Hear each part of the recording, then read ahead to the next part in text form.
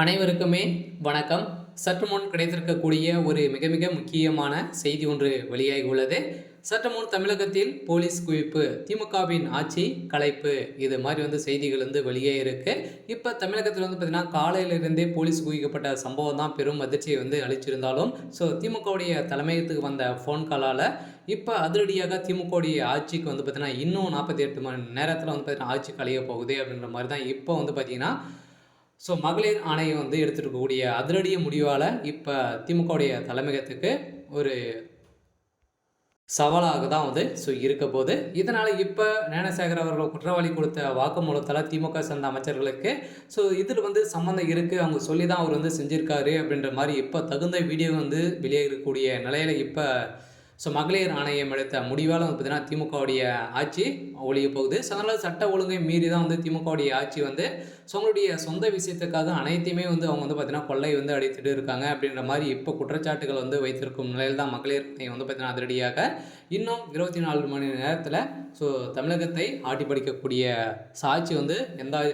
ஆளுநருடைய ஆட்சி வரப்போகுது அப்படின்ற மாதிரி தான் இப்போ மக்களிடையே பேசப்பட்ட ஒரு நிலையில் ஒரு பரபரப்பை கிளப்பிருக்கு.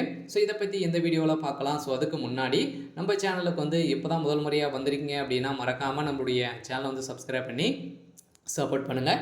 வாங்க வீடியோக்குள்ளே போகலாம். பார்த்தீங்கன்னா இப்போ அண்ணாமலை பல்கலைக்கழகத்தில் நடந்த சம்பவம் பார்த்தீங்கன்னா மகளிர்களை அனைவருமே அவப்பேரை தான் ஏற்படுத்திருக்கு இல்லையா. இதைத்தோடு தான் இப்போ பார்த்தீங்கன்னா மகளிர் ஆணையம் ஸ்பாட்டுக்கே போய் அங்கே போன மகளிர் ஆணையத்தால் பார்த்தீங்கன்னா அங்கு கிடைக்கப்பட்ட ஆதாரத்தால் இப்போ திமுக சேர்ந்த அமைச்சர் ரகுபதி அவர்கள் பார்த்தீங்கன்னா இப்போ சிக்கிய சம்பவம் தான் பெரும் அதிர்ச்சியை ஏற்படுத்தியிருக்கு. இதைத் தொடர்ந்து தான் தமிழகத்தில் பார்த்தீங்கன்னா இப்போ போலீஸ் குவிக்கப்பட்டு திமுகவுடைய ஆட்சிக்கு ஒரு கேள்விக்குறியாக வந்திருக்கும் நிலையில் திமுகவுடைய ஆட்சி சட்ட ஒழுங்கை மீறியும் மக்கள் நலனை கருதியும் செயல்படாத அரசு இதுக்கு மேலே நிலைக்கிறதுக்கான வாய்ப்பு இல்லை அப்படின்ற மாதிரி தான் பார்த்தீங்கன்னா இப்போ சொல்லியிருக்கக்கூடிய நிலையில் இதுக்கும் வழக்கு தொடர்ந்திருக்கும் நிலையில் இந்த வழக்கின் அடிப்படையில் வருகின்ற வெள்ளிக்கிழமை அதிரடியாக இதனுடைய வழக்கு விசாரணைக்கு எடுத்துக்கொள்ளப்படுது. இதில் உச்சநீதிமன்றம் என்ன தீர்ப்பு வழங்க போகிறாங்க அப்படின்னு தான் ஒரு பெரிய கேள்விக்குறியாக இருந்தாலும் இப்போ மகளிர் ஆணையம் இது களத்தில் இறங்கி திமுகவுக்கு எதிர்ப்புகள் வந்திருக்கும் நிலையில் தான் இப்போ திமுகவுடைய ஆட்சிக்கு ஒரு கேள்விக்குறி வந்திருக்கு.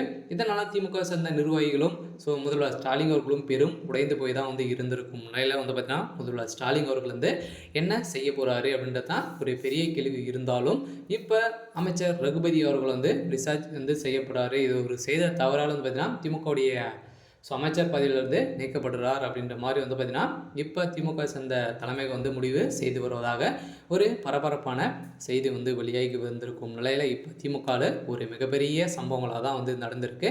சரி, ஓகே. இன்னைக்கான அப்டேட் பார்த்தீங்கன்னா இதுதான். மறக்காமல் நம்மளுடைய சேனலை சப்ஸ்கிரைப் பண்ணி சப்போர்ட் பண்ணுங்கள். தேங்க்யூ.